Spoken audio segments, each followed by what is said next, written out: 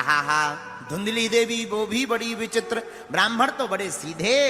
इनके घर पर ये विचित्र स्थिति ये थी कि कोई भी संतान नहीं थी, और इतने कर्म के विचित्र होते कि ये पेड़ लगाते थे तो पेड़ फल नहीं देते थे, गाय लाते थे तो गाय बच्चे नहीं देती थी। एक दिन ब्राह्मण ने विचार किया कि इस संसार में हमारा कोई नहीं है, जीने का कोई मतलब भी नहीं, क्योंकि लोग हंसते भी हैं, लोग तमाशा भी देखते हैं। मन में चिंता हुई, क्या किया जाए, मरने जाए। तो जंगल में मरने के लिए वन में गए। सोई एक महात्मा ने देखा, जंगल में एक पेड़ के नीचे रोते हुए बैठे थे, अपने कर्म पर अपने भाग्य पर रो रहे थे। हे भगवान, हमने ऐसा कौन सा अपराध किया कि हमारे कोई भी संतान नहीं है। महात्मा ने देखा आंखों से आंसू आ रहे, लगता कोई भगवान का भक्त है, इस जंगल में भक्त ही बैठा होगा।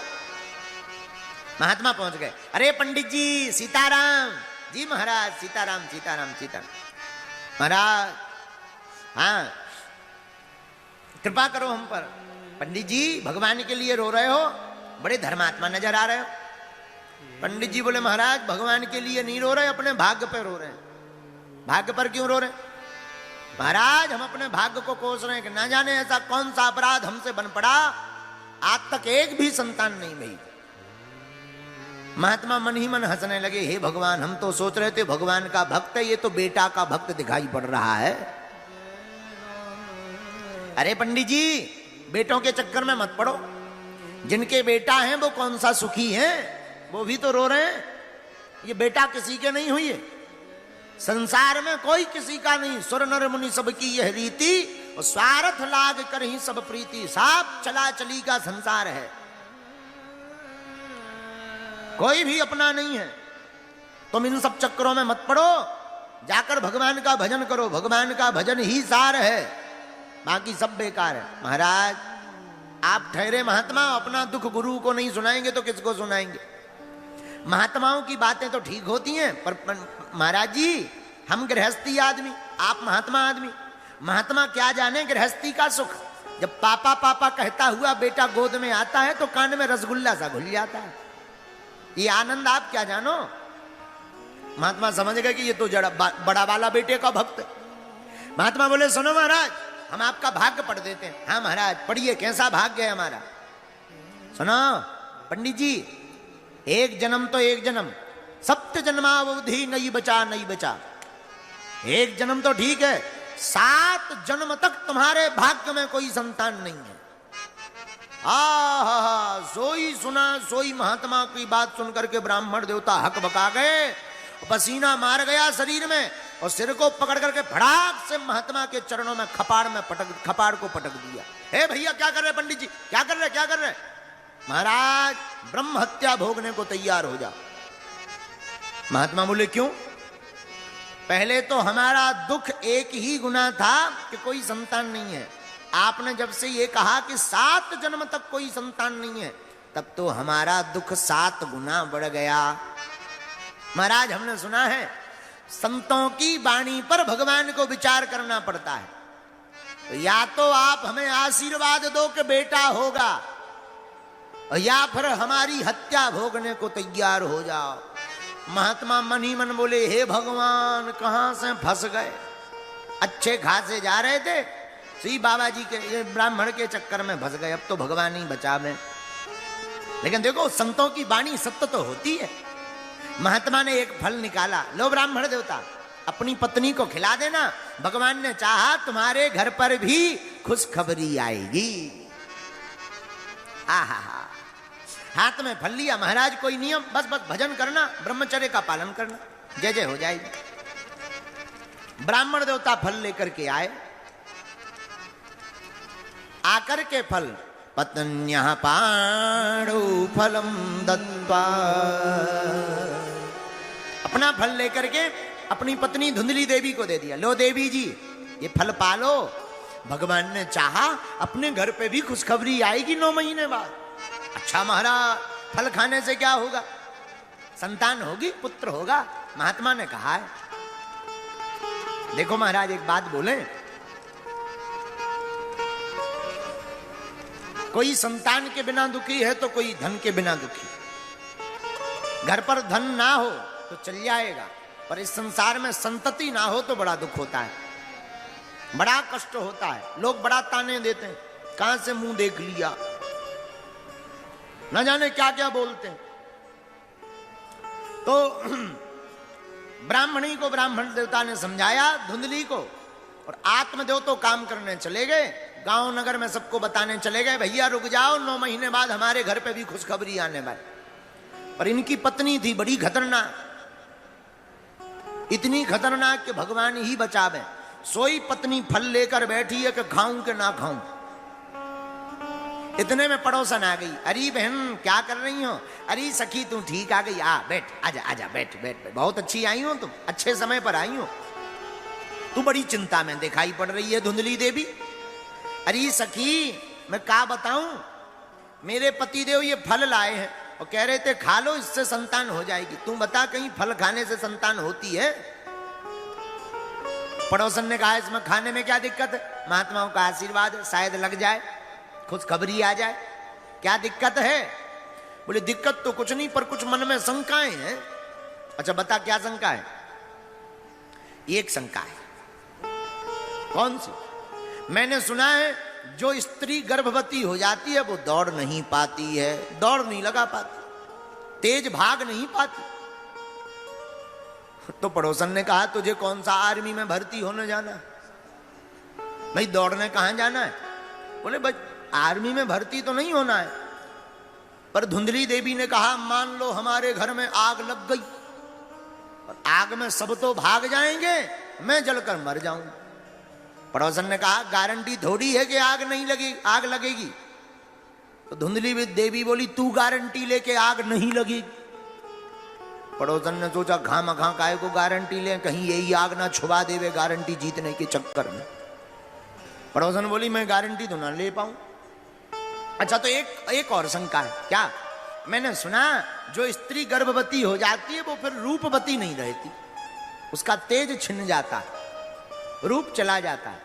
ये व्रत की बातों में मत पड़ो, फल खाओ, भगवान का नाम लो, रूप के चक्कर में मत पड़ो, वंश बढ़ जाएगा, नाम रोशन होगा। नहीं मानी। जब नहीं मानी सोई पड़ोसन छोड़ छाड़ के भग गई कि अब जो तुझे करना हो सो करो, हम तुझे चले, जय सीताराम।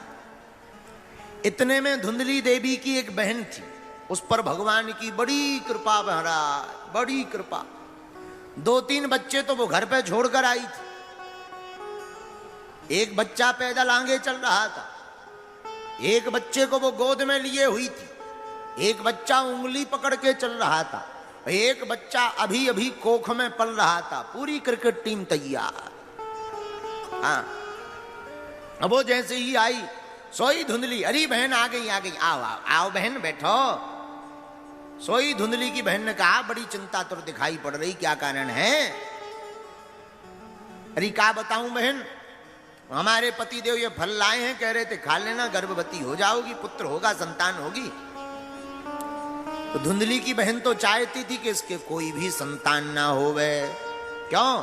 अगर एक भी संतान नहीं होगी तो 1-2 बेटा हमारे यहीं पर सेट हो जाएंगे, इसकी संपत्ति हमारी हो जाएगी, हमारे बच्चे आनंद करेंगे, मौज करेंगे। ए धुंधली, इन महात्माओं बैरागियों के चक्कर में मत पड़ो, ये बाबा आदमी है, ना जाने कौन सा मंत्र फूंक दें तू पागल हो जाए। तो क्या करें? पतिदेव तो बड़ा विश्वास से फल लाए थे, वो पूछेंगे क्या जवाब दूंगी? एक काम कर, अभी अभी मेरी कोख में बच्चा पल रहा है, तू गर्भवती होने का नाटक शुरू कर दे, झूठ मूठ का। इस फल का क्या करूं? ये गाय बंधी है, एक भी संतान नहीं, इस गाय को खिला दे, देखते हैं फल में कितनी ताकत। और तू झूठ मूठ का नाटक करके गर्भवती है, हमारे जो भी होगा हम रातों रात चुपके से तुझे दे देंगे, न प्रसव पीड़ा सहनी पड़ेगी, न रूप जाएगा, न गर्भवती होना पड़ेगा, और काम का काम बन जाएगा। और हमारे पति का मुंह बंद कराने के लिए थोड़ा मोड़ा माल पानी दे देना। सोई धुंधली की बहन ने इतना कहा, सोई धुंधली के मन में भाग गया, वाह बहन तूने तो मेरी मन की बात पकड़ ली, और बहुत बहुत धन्यवाद। कालांतर में धुंधली की बहन के एक पुत्र हुआ। रातों रात उसने धुंधली को लाकर दे दिया। सुबह अपने पतिदेव को कहा, महाराज भगवान की कृपा हो गई और बालक हुआ है। सोई आत्मदेव ब्राह्मण बड़े खुश भये, तुरंत ढोल नगाड़ों को बजा करके बुला करके कहा, देखो भगवान की कृपा हो गई, लाला हुआ है, बालक हुआ है। लेकिन जो गाय को फल खिलाया था, उस फल ने भी, संत के फल ने चमत्कार किया और गाय के भी एक पुत्र हुआ, लेकिन वो पुत्र भी मानव जैसा हुआ, उसके कान भर गऊ जैसे थे। अब तो ब्राह्मण के घर पर चमत्कार की लाइन लग गई भैया। लोग देखने आने लगे कि पहले तो एक भी संतान नहीं थी, अब तो गाय के भी बेटा हो रहे हैं। वाह, अब तो जय जयकार हो गई। एक दिन ब्राह्मण देवता अपने पुत्र का नाम रख रहे थे, तो जो गाय का पुत्र था उसके कान गऊ जैसे, तो नाम रखा गौकर्ण। क्या रखा? गौकर्ण। और अपने पुत्र का नाम रखने ही वाले थे, तब तक पत्नी आ गई, महाराज क्या कर रहे हो? नाम रख रहे हैं देवी जी। महाराज 9 महीना कष्ट हमने सहा है, नाम रखने का अधिकार भी आप हमको दो। ठीक है देवी जी, तुम रखो। महाराज मेरा नाम धुंधली, सो मेरे बेटे का नाम धुंधकारी। और भागवत में आया है, गौकर्णो पंडितो ज्ञानी धुंधकारी महाखला। गोकर्ण तो बड़े पंडित और ज्ञानी बने, लेकिन धुंधकारी जन्म के बाद से ही महाखल, बड़ा दुष्ट। संत का आशीर्वाद सदा अच्छा होता है, साधु का आशीर्वाद व्यर्थ नहीं जाता। ना ना ना, माता का, पिता का, गुरु का आशीर्वाद, भारत के लोगों कोई भी ले ले, व्यर्थ नहीं जाता है। वो फलीभूत होकर के उसका सार निकलता ही निकलता है। देखो, कृपा और हवा दोनों दिखाई नहीं पड़ती, लेकिन होती हैं। अब हम तुमसे कहें, अच्छा भाई बताओ, हवा की नाक कैसी है, आंखें गोल हैं कि मटोल हैं, तो क्या बता पाओगे? जवाब दो। बिल्कुल नहीं। उसी प्रकार कृपा का भी कोई रूप नहीं और हवा का भी कोई रूप नहीं। महात्मा का आशीर्वाद काम किया तो गोकर्ण हुए, लेकिन धुंधली के बहन का जो पुत्र था, जिसका नाम धुंधकारी, महाखल, उजड्ड। छोटे छोटे बच्चे अगर खेल रहे हो, छोटे छोटे बच्चों को दूर ले जाता, दूसरे गांव में छोड़ आता। नन्हे नन्हे बालक अगर पल्ला में सो रहे हो तो इतना खतरनाक हुआ कि छोटे छोटे सोते हुए बच्चों के पास जाता, चांटी लेता, 4-5 चांटा मारता और भाग जाता। कोई अंधा आदमी रास्ता पूछे, भैया हमको रास्ता चाहिए, तो ये धुंधकारी इतना खतरनाक हुआ कि उसको कुआं में गिरने का रास्ता बता देवे, दूसरी जगह जाने का रास्ता बता देवे। धीरे धीरे बड़ा हो गया, 5 वेश्याओं को रख लिया। और एक बात बोले, सुनो भैया, दीन कहे धनवान सुखी, दीन मतलब निर्धन आदमी, दीन कहे धनवान सुखी, धनवान कहे सुख राजा को भारी। जो दीन होता है उसे लगता है कि धनवान आदमी सुखी है, पर धनवान जो होता है उसको लगता है कि राजा बहुत सुखी रहते।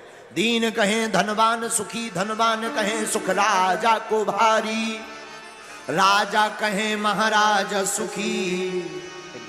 राजा कहते हैं कि नहीं, हम नहीं, महाराजा सुखी हो सकते। राजा कहे महाराजा सुखी, महाराजा कहे सुख इंद्र को भारी। निर्धन आदमी धनवान को सुखी मानता, धनवान आदमी राजा को सुखी मानता, राजा महाराजा को सुखी मानते, महाराजा इंद्र को सुखी मानते कि भाई इंद्र को कोई काम नहीं है, देवताओं के राजा हैं, ये सुखी होंगे। राजा कहे महाराजा कहे सुख इंद्र को भारी, इंद्र कहे मोते ब्रह्मा सुखी। इंद्र